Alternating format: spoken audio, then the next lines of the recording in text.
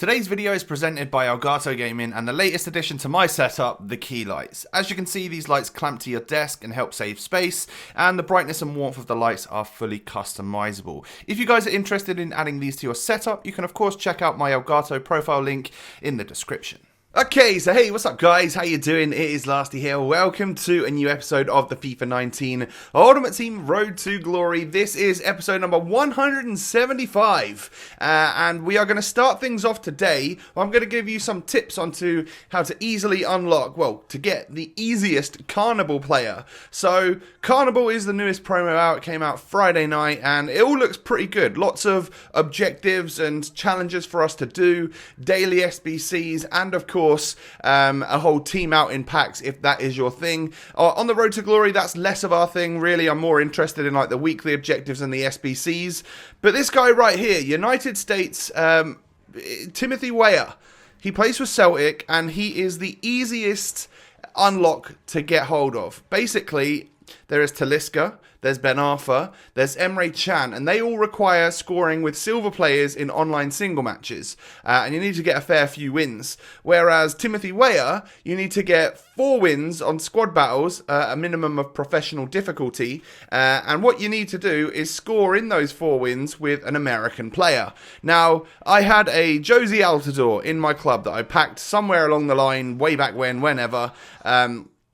And basically, if you score a goal with him, like what I've done right here, so I sub him on at the very beginning, I score a goal with him, and then I sub him out, because I don't really want to use him again. So, there's been a bit of confusion as to whether or not you need to use an entire American squad, or what you need to do. So, I tried it out by literally putting one American player in. He wasn't in the starting 11, he was just on the subs bench, and as you can see, by subbing him in, scoring a goal, subbing him out, you get the challenge completed. So we're at 1 of 4 right now. Nice and simple. It's only at professional level. So if you literally use your main squad and then sub in an American, score the goal, sub them out, then you should be all right. You know, it's only professional difficulty. So that's how we got the first one done. I won't show you all of the matches and stuff because hey, that's not squad battles gameplay. It's not exactly the most interesting stuff. So I played up to my 4th one right here. And as you can see, I completed just 1 row of squad battles. I don't know what happened on the second game. I was only able to win 1-0. And that goal that I scored, it was in like the 80-something minute with Altidore. It was a bit tough. I don't know why.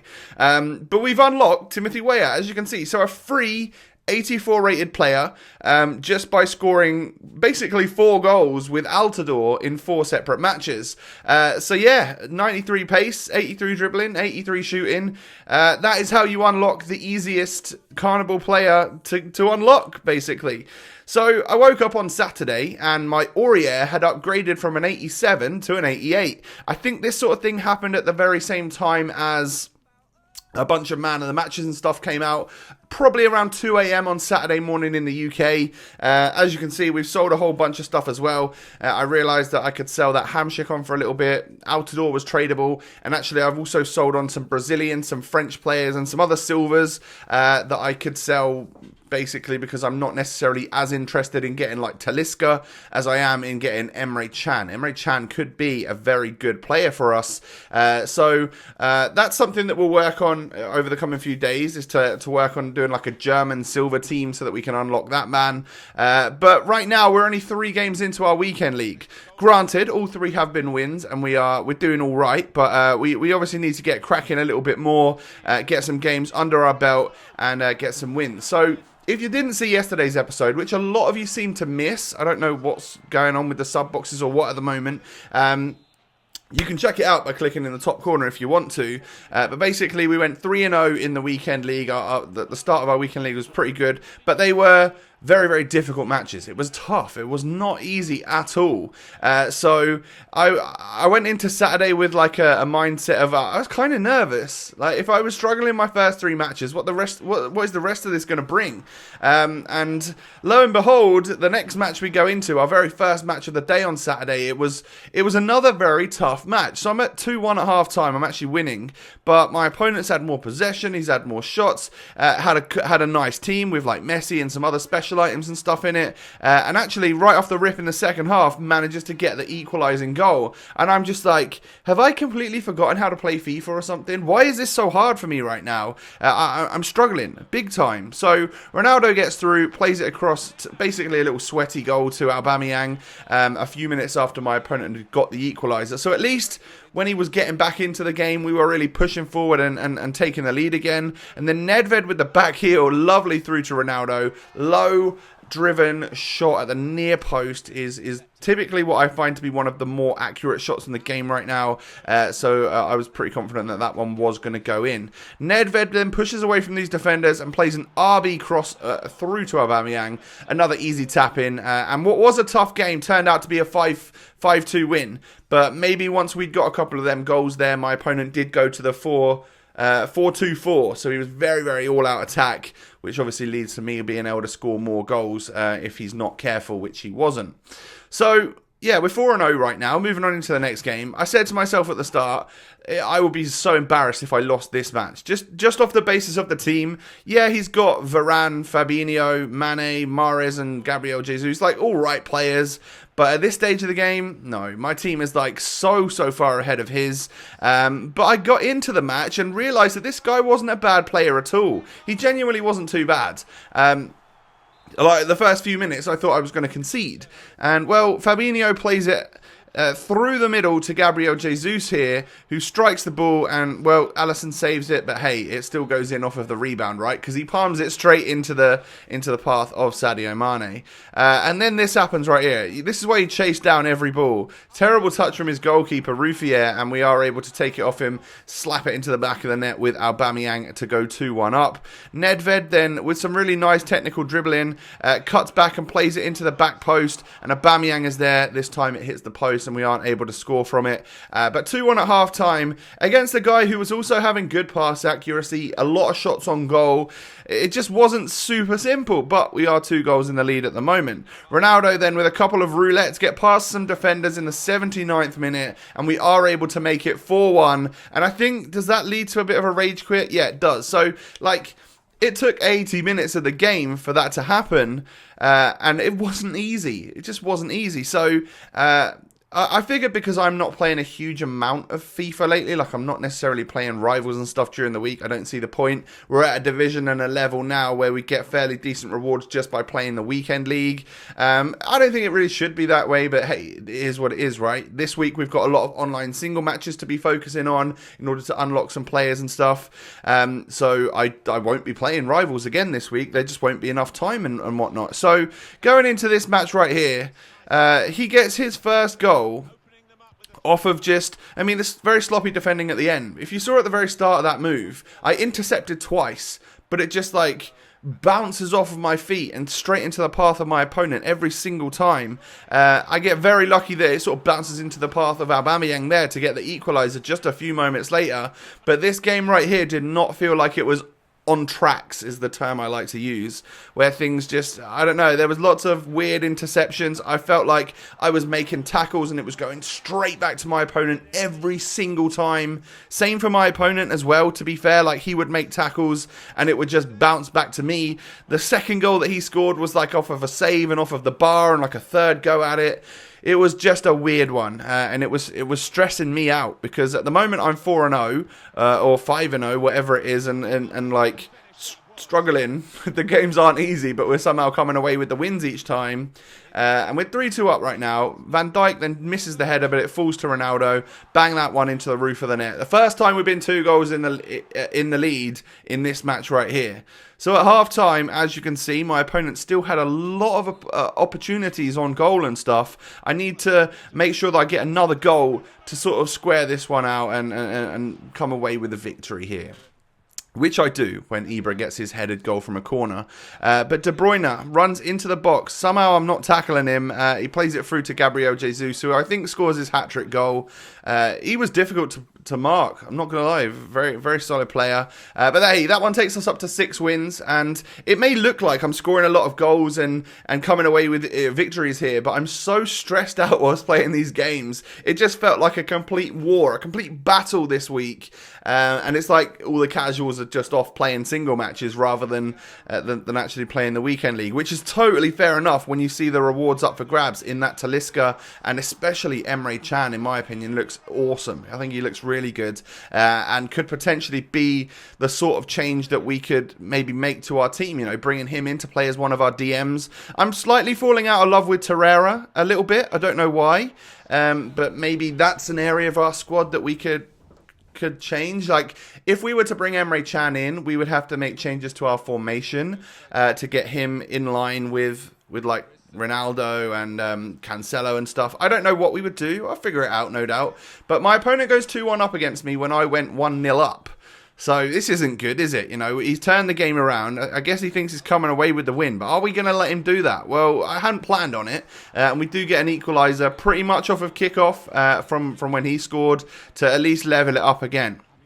Aubameyang then nods it on to Ronaldo. I'm somehow able to come away with Ibra here. It's the 92nd minute and I score the goal. I had an opportunity very similar to that a few minutes prior and I was so annoyed that I missed it. I smacked the post, obviously. I hit the post so many times.